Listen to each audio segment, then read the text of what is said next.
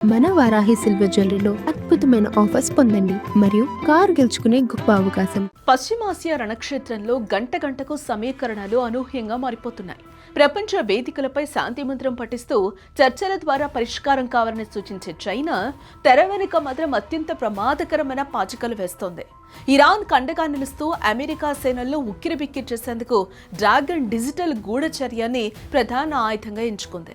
నేరుగా యుద్ధంలో పాల్గొనకుండానే టెక్నాలజీతో శత్రువును దెబ్బతీసే ఈ రహస్య ఆపరేషన్ వెనుక అసలు మాస్టర్ ప్లాన్ ఏంటి? అమెరికాను చైనా ఎలా టార్గెట్ చేస్తోంది? Watch this.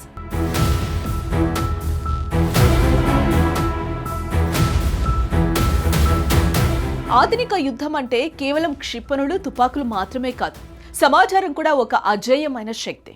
అమెరికా సైనిక కదలికలను ఇంచ్ బై ఇంచ్ ట్రాక్ చేయడానికి చైనా తన అగ్రశ్రేణి టెక్ కంపెనీలను రంగంలోకి దించింది. అత్యంత శక్తివంతమైన AI మరియు ఓపెన్ సోర్స్ డేటాను అనుసంధానం చేసి అమెరికా యుద్ధ విమానాలు ఏ బేస్లో ఉన్నాయి, విమాన వాహక నౌకలు ఏ అక్షాంశం వైపు కదులుతూ ఉన్నాయి, క్షిపణి వ్యవస్థల మోహరింపు ఎక్కడ జరిగింది వంటి అంశాలను నిరంతరం పర్యవేక్షిస్తూ డిజిటల్ వ్యూహాన్ని అమలు చేస్తూ ఉంది. ఒకప్పుడు గూఢచర్యం అంటే ఏజెంట్లు ప్రాణాలకు తెగించి సమాచారాన్ని సేకరించేవారు. కానీ ఇప్పుడు సీన్ మొత్తం మారిపోయింది. చైనా కంపెనీలు ఓపెన్ సోర్స్ ఇంటెలిజెన్స్ ను ఒక యుద్ధ తంత్రంగా మార్చుకున్నాయి. అందరికీ అందుబాటులో ఉండే కమర్షియల్ ఉపగ్రహ చిత్రాలు, ఫ్లైట్ ట్రాకర్లు, షిప్పింగ్ డేటాను కృత్రిమ మేధతో విశ్లేషించి అమెరికా అత్యంత గోప్యంగా ఉంచే రక్షణ రహస్యాలను ఇరాన్ సైనిక ఉన్నతాధికారులు చేతుల్లో పెడుతున్నాయి. అంటే అమెరికా తదుపరి అడుగు ఎటువైపు ఉందో ముందే పసిగట్టే వెసులుబాటును ఇరాన్కు చైనా కల్పిస్తోంది. చైనా ప్రభుత్వం నేరుగా ఈ వివాదాల్లో తలదూర్చకుండా తన దేశంలోని ప్రైవేట్ టెక్ కంపెనీలను యుద్ధ సామగ్రిగా వాడుకోవడం ఇక్కడ ఆసక్తికరంగా మారింది. జియోస్పేషియల్ అనలిటిక్స్ లో ప్రావీణ్యం ఉన్న ఈ సంస్థలు నిఘా నిపుణులనే విస్తుపోయేలా చేస్తున్నాయి. విమానాల కమ్యూనికేషన్ సిగ్నల్స్ ను డీకోడ్ చేయడం ద్వారా భారీ సైనిక కదలికలను ఇవి పసిగడుతూ ఉన్నాయి. ప్రైవేట్ సంస్థల ముసుగులో జరుగుతున్న ఈ నిఘా ఆపరేషన్ ఇప్పుడు అమెరికా రక్షణ వ్యవస్థకు పెను సవాల్గా పరిణమించిందని కూడా చెప్పుకోవచ్చు.